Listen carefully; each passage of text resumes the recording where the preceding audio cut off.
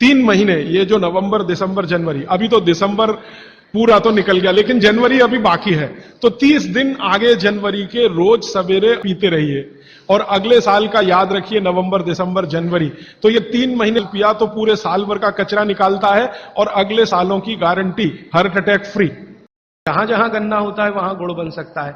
आप गुड़ बनाने वाले को बस संपर्क कर लीजिए कि देख भाई, तू इसमें वॉशिंग पाउडर मत डालना, तू इसमें वॉशिंग पाउडर मत डालना, लगे तो 2 रुपए किलो ज्यादा ले लेना।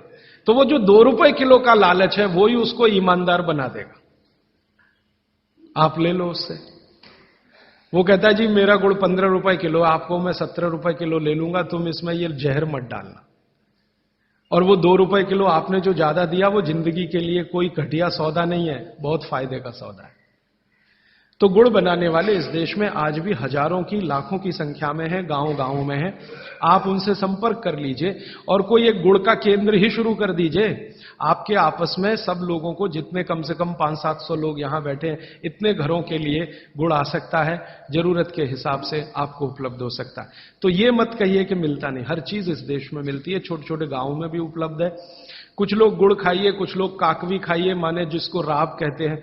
जितना जाड़े का समय है ना, नवंबर, दिसंबर, जनवरी, फरवरी तक राब भरपूर खा सकते हैं। दही में राब खाइए, दूध में राब खाइए, हलवा राब का बनाइए, गुड़ का हलवा बनाइए, गुड़ दही में खाइए, गुड़ दूध में खाइए। अब गुड़ को दूध और दही में खाने का नियम है, वो बागभट्ट जी कहते हैं। वो कहते हैं जी दही में मिला के गुड़ खाया जाए, दही में मिला के गुड़ खाइए, दूध में गुड़ कभी मत मिलाइए, दूध में गुड़ कभी मत मिलाइए, दही में मिला के खाइए। तो दूध में कैसे खाएंगे जी? दूध में ऐसे खाएंगे कि पहले गुड़ खा लीजिए, पीछे से दूध पी लीजिए, या दूध पी लिया, पीछे से थोड़ा गुड़ खा लीजिए। दूध में गुड़ मिला नहीं सकते, और दही में कभी भी बिना मिलाए मत खाइए। आप में से कोई बिहार वाले हैं ना, तो वहां पर एक बहुत बढ़िया व्यंजन मिलता है, उसका नाम है दही चूड़ा। दही चूड़ा ही कहते हैं, चूड़ा। ये मिथिला में मैंने खाया, और ऐसा अद्भुत है जो दुनिया में शायद कहीं ना हो। मिथिला में, मिथिला माने एक एरिया है बिहार का, करीब 8-10 जिले उसमें आते हैं। उन जिलों में जब भी आप जाएं तो मेहमान को वही परोस के लाते हैं। तो मैं भी मेहमान जैसा ही रहता हूं, तो मुझे हर घर में दही चूड़ा मिलता है। तो वो दही डाल के लाते हैं, ऊपर से गुड़ डाल के लाते हैं, दही के ऊपर गुड़ रहेगा। तो मैंने कई बार कहा कि अलग प्लेट में गुड़ ले आओ, तो वो कहते नहीं नहीं, आपको फिर खाना नहीं आता दही चूड़ा। तो पहले मुझे सच में नहीं मालूम था। अब जब ये मुझे पता चला बागभट्ट चिकित्सा का, तब मेरी अकल में आया कि वो सब बागभट्ट के चेले हैं, दही में गुड़ मिला के पहले से ही चिवड़ा पे रख के लाते। तो दही में गुड़ मिला के ही खाइए। अगर आप दही खा रहे हैं तो गुड़ मिला के ही खाइए। तो दही के कई दोष जो आपके लिए अनुकूल नहीं है वो भी खत्म हो जाते हैं। और दूध में गुड़ कभी भी मत मिलाइए। एक जगह तो वो ये कहते हैं कि दूध खाली पी लीजिए, गुड़ आगे पीछे खा लीजिए, वो ज्यादा बेहतर है। तो गुड़ खाइए, मेरा कहने का मतलब ये है। अब गुड़ के कितने प्रिपरेशन है हमारे घर में? गुड़ का तिल का प्रिपरेशन एक है, तिल पट्टी कहते हैं, गजक, गजक। तो भरपूर गजक खाइए। क्यों खाइए जी? तिल है और गुड़ है। गुड़ में जो केमिकल है ऑर्गेनिक, तिल में लगभग वही सब है जो गुड़ में है। तिल भी क्षारीय है, गुड़ भी क्षारीय है, और दोनों क्षारीय चीजें खाएंगे तो पेट के अम्ल को बैलेंस करती रहेंगी। तो तिल गुड़ रोज खाइए, माने तिल की पट्टी बनाइए, गजक बनाइए, नहीं तो तिल का लड्डू बनाइए, गुड़ के साथ बनाइए। फिर इसी तरह से मूंगफली है, मूंगफली भी क्षारीय है और गुड़ भी क्षारीय है। तो मूंगफली और गुड़ मिला के वो पट्टी आती है, वो खाइए, बच्चों को खिलाइए। और आपके पास जो भी प्रिपरेशन है गुड़ तिल के, गुड़ मूंगफली के, वो सब बनाइए। और ये जो 3-4 महीने हैं, नवंबर, दिसंबर, जनवरी, फरवरी तक भरपेट खाइए, भरपूर खाइए, क्योंकि इस समय आपके शरीर को इन्हीं की जरूरत है।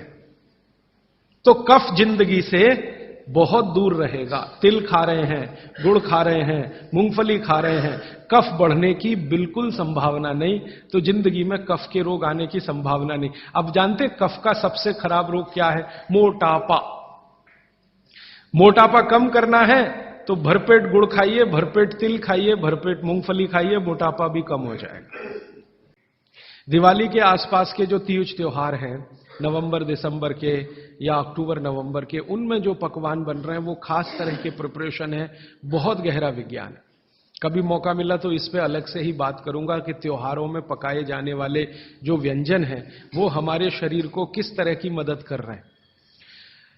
हमारे वैज्ञानिकों ने, माने महर्षियों ने, ये देखा कि जीवन के दिनों में, माने अगर ठंड के दिन है तो शरीर में क्या प्रकोप ज्यादा है, बरसात के दिन है तो शरीर में क्या प्रकोप ज्यादा है, गर्मी के दिन है तो शरीर में कौन सा प्रकोप ज्यादा, प्रकोप माने वात पित्त कफ, ये तीन ही तरह के, तो उनको संयमित रखने के लिए कौन सी चीजें प्रकृति ने दी हैं, तो व्यंजनों में वही चीजें डाली गई हैं। जैसे अब मैं आपको थोड़ा और स्पष्ट करता हूं, यह बात अमूर्त है लेकिन अब थोड़ी मूर्त करता हूं। सर्दी के दिनों में जितने भी त्योहार आप मनाते हैं या जितने भी त्योहारों में आप अपने जीवन को लगाते हैं, ये सब त्योहारों में आप देखो भोजन ज्यादा से ज्यादा आपके हिसाब से गरिष्ठ होता है। प्रिपरेशन कुछ इस तरह के होते हैं, जैसे आप तिल खा रहे हैं, सर्दी के दिनों में भरपूर तिल खाया जाता है और तिल के तरह तरह के व्यंजन बनाए जाते हैं। अगर आप गुजरात में रहते हैं तो अड़दिया खाया जाता है, अड़दिया। दुनिया का इससे अच्छा शायद कोई पकवान ना हो, अड़दिया जिसको कहा जाता है, उड़द की दाल का बनता है अड़दिया। ऐसे ही राजस्थान के कुछ इलाकों में विशेष पकवान है, ऐसे उत्तर प्रदेश के इलाकों में कुछ पकवान है। लेकिन अगर महसूस करें तो ये सब भारी हैं, भारी गुरुत्व है इसमें। भागवत जी ने एक शब्द इस्तेमाल किया, गुरुत्व वाले पदार्थ, माने भारी हैं, आसानी से नहीं पचते, धीरे धीरे पचते। अड़दिया तो आसानी से नहीं पचेगा, तिल की चीजें भी आसानी से नहीं पचने वाली हैं।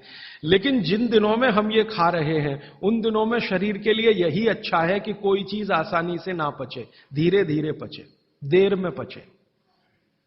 क्यों?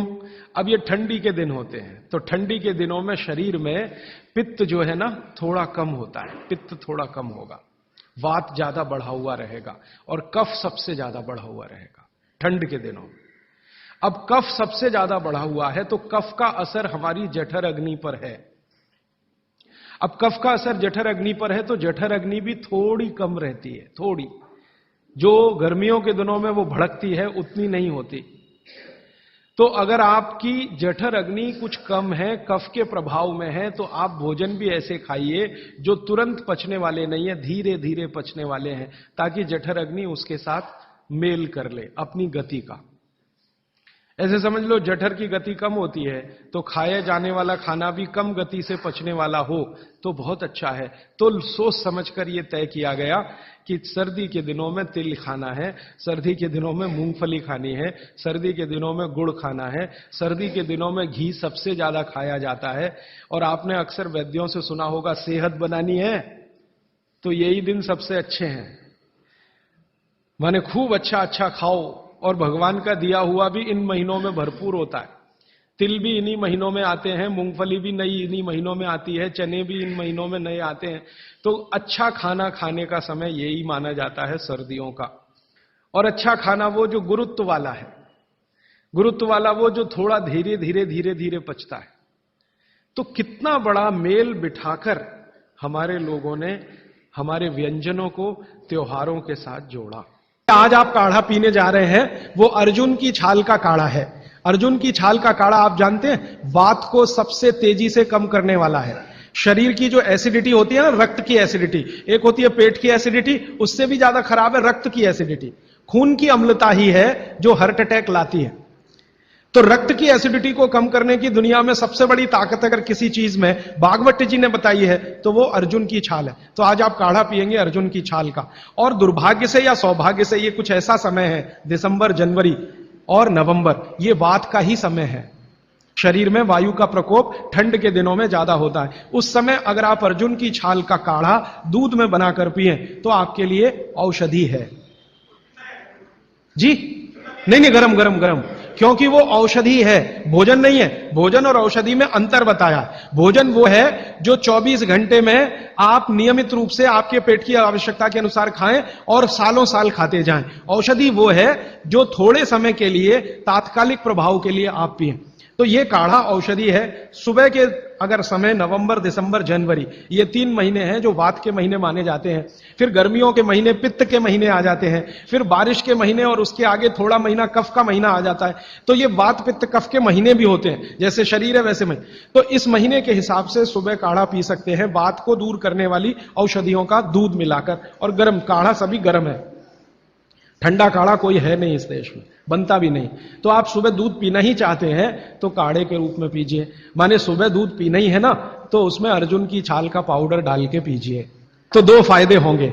भविष्य के लिए आपको हार्ट अटैक फ्री होने की गारंटी, भविष्य के लिए। और अब तक आपने जो कचरा खा लिया है इसके निकल जाने की गारंटी, क्योंकि ये जो अर्जुन की छाल का पाउडर है रक्त को सबसे ज्यादा शुद्ध करता है, और कचरा रक्त में ही सबसे ज्यादा जमा होता है। जिसको कोलेस्ट्रॉल कहते हैं ना, वो कचरा ही है।